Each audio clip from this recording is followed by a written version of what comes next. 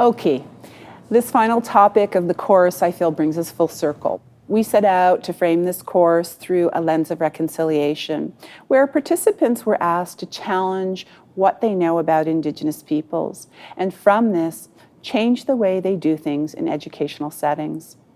The conversations with Indigenous and non-Indigenous educators, our elders, the teaching examples, and educational resources within this course demonstrate for us how Indigenous ways of knowing are transforming educational spaces in exciting and innovative ways.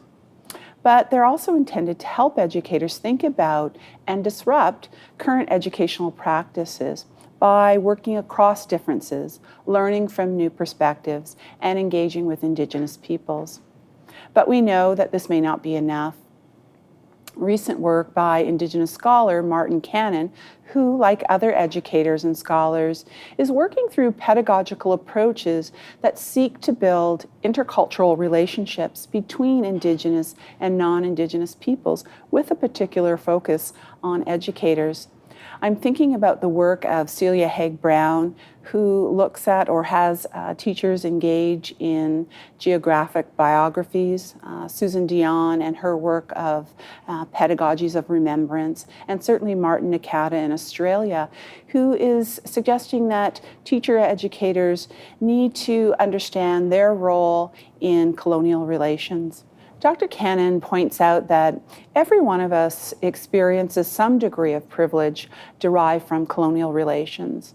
And for non-Indigenous folks, they must confront their investments in what he calls colonial dominance in order to begin making reparations. And these reparations are part of the reconciliation process. For him, change and the kinds of change that we are wanting to work towards through this course is about troubling for ourselves and teaching others to trouble the institutional normalcy of things. What I appreciate about Dr. Cannon's work are the range of strategies he engages educators in to theorize how we build those intercultural relationships. These strategies that he uses are aimed at helping educators engage with their own privilege and to think about what it means to be an ally in Indigenous education. I want to turn now to how we might foster intercultural relationships between Indigenous and non-Indigenous folks at a level of practice.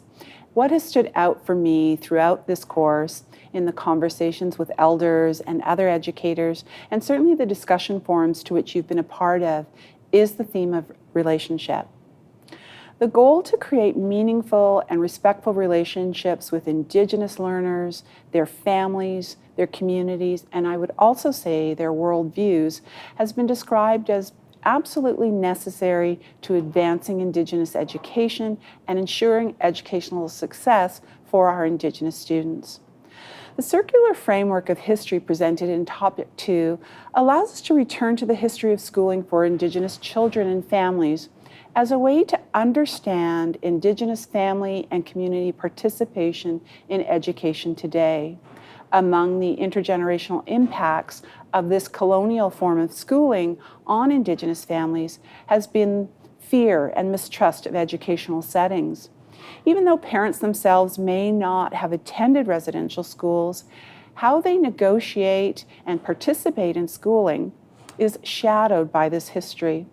This is why it's so important that educators have knowledge of this history so that they don't judge or place blame on Indigenous parents concerning their young children's success in schools. And even though parents and families may not be physically present in schools, they are certainly engaged and concerned with their children's learning. They may participate in ways that are outside of school, and support may come from other family and community sources that we really don't expect. I think about a previous research project where I interviewed young First Nations youth who reflected on their experiences of schooling as they attended provincial high schools.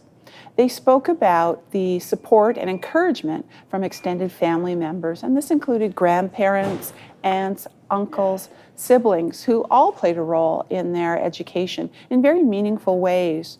They drew on sources in the community to support their education, turning to youth programs and alternative education settings to meet their needs. I encourage you as educators to think broadly about what parental family involvement might look like in ways that support Indigenous learners. I would also suggest that it may require special outreach efforts on the parts of educators and schools to engage with Indigenous families, and may require changes in both the physical space and the social relations of schools to create respectful and welcoming environments.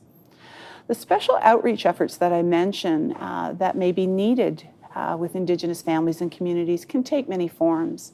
Attending community events, meeting families outside of school settings, calling families to foster relationships and extend invitations, and visiting Indigenous organizations. For educators teaching in Indigenous communities, participation in public community events shows students that you appreciate their community, which is an extension of the student and their families, and therefore you appreciate and respect them.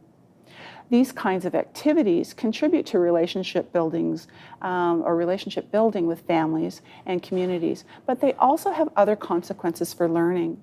Scholar and educator Alan Luke and a group of his colleagues in Australia report on a large-scale study of Indigenous education reform.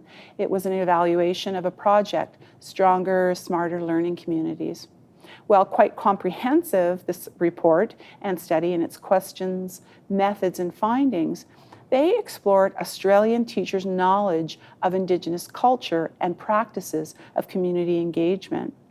Their findings suggest that community engagement is the most important predictor of a teacher's likelihood to incorporate Indigenous pedagogies in their classroom. The kinds of outreach activities that I've just described allowed teachers to contextualize their knowledge to meet the needs of students in their classroom.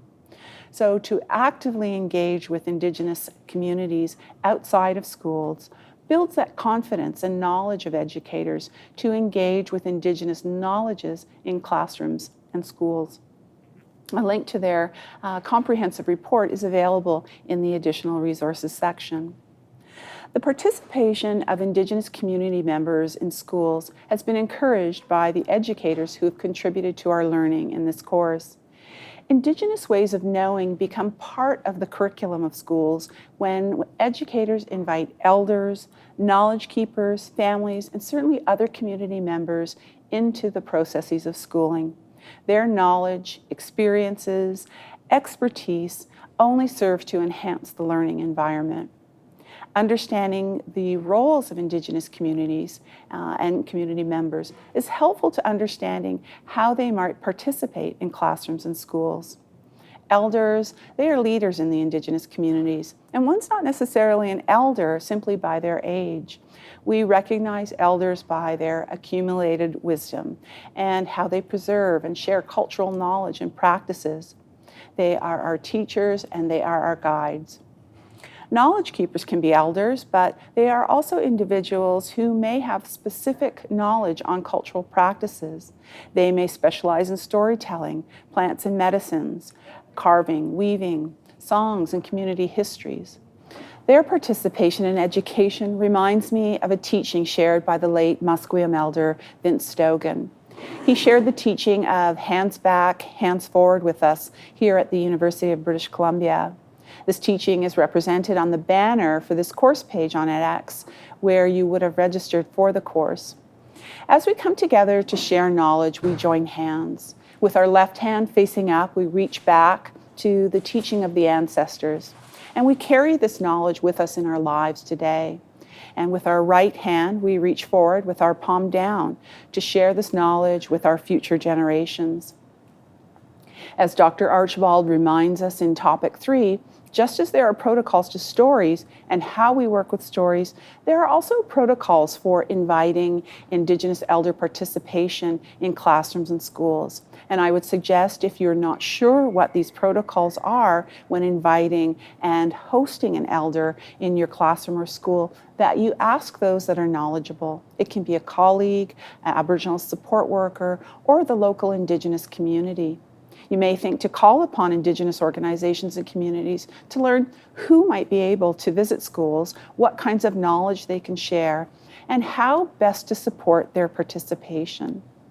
I hope you will consider a broad range of roles for Indigenous community members in your school and community. While they certainly support teachers in the classroom, they also contribute to curriculum development, provide input into planning and decision-making, support professional development of educators. They can engage with parents, mentor students, and provide a welcoming to the territory.